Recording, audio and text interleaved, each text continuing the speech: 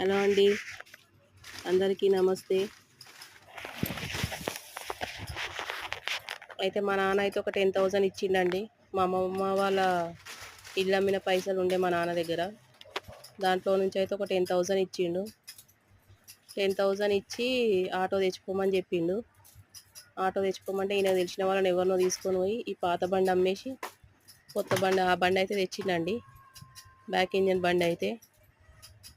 కొన్ని బండ్లు కూడా మనుషుల జీవితాలను మార్చేస్తాయండి. అసలు మనుషులకు జీవితం అనేదే లేకుండా చేస్తాయి. దేనికైనా అనుభవం ఉండాలి. ఆ బండ్ల విషయంలో కూడా మాకు అనుభవం లేదు. పోయి శనివారం రోజే ఆటో తీసుకొని వచ్చిండు. శనివారం రోజు ఆటో తీసుకొని వచ్చి మామూలుగా ఇంట్లో పెట్టేసిండు. ఇంటి దగ్గర ఆటో పెట్టి నెక్స్ట్ డే అయితే ఎవరో ఒక ఆయన తోలుకొని వచ్చిండు, ఇట్లా ఆటో తీసుకున్నా అని. అయితే ఆయన ఏమన్నాడంటే, ఏంది అది ఇరిగిపోయి ఈ బండి తీసుకున్నావు, ఇది ఆల్రెడీ బోర్ల పడ్డ బండి, యాక్సిడెంట్ అయిన బండి, ఇది బోర్ల పడ్డది, బోర్ల పడ్డ బండి అసలు తెచ్చుకోవద్దు అని చెప్పేసి అని అయితే ఆయన చెప్పిండండి. చెప్తే అయ్యో అన్న మాకు తెలియదు కదా అని మేమన్నాం.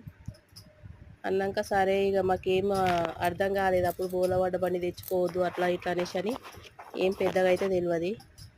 ఆ రోజు సండే పోయి అయితే దాన్ని సర్వీసింగ్ గిరీసింగ్ చేయించుకొని వచ్చి మళ్ళీ తెచ్చి ఇంటి దగ్గర పెట్టిండండి.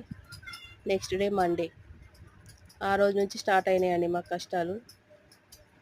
మా నాన్న అయితే మా అమ్మమ్మ వాళ్ళ పైసలతోటి వేరే దగ్గర ఫ్లాట్ కొందామనేసి అని వెళ్ళిండు. ఫ్లాట్కి అడ్వాన్స్ కట్టి సండే రోజు ఈవినింగ్ వెళ్ళి అసలు రాలేదు.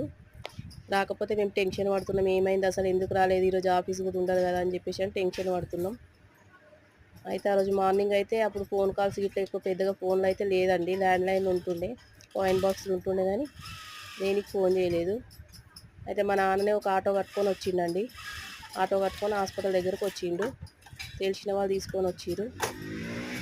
పోయేసరికి మేము హాస్పిటల్ దగ్గర కురికినాం, ఇట్లా హాస్పిటల్ దగ్గర ఉన్నాడు అనేసి అంటే. చిన్న నర్సింగ్ హోమ్ దగ్గరికి అయితే వచ్చిండు. హాస్పిటల్ దగ్గరికి మేము ఉరికేసరికి మా నాన్నకి పక్షవాతం వచ్చింది. పక్షవాతం వచ్చి అసలు ఆటోలోకి వెళ్ళి దిగలేని పరిస్థితిలో ఉన్నాడు.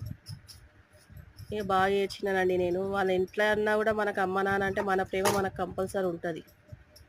మా నాన్న నేను బాగా ఏడ్చినాం, ఇట్లా లేవడానికి వస్తలేదు, నడవడానికి వస్తలేదు అనేసి అని. చూసినాక ఆడ హాస్పిటల్లో చూపించినాం.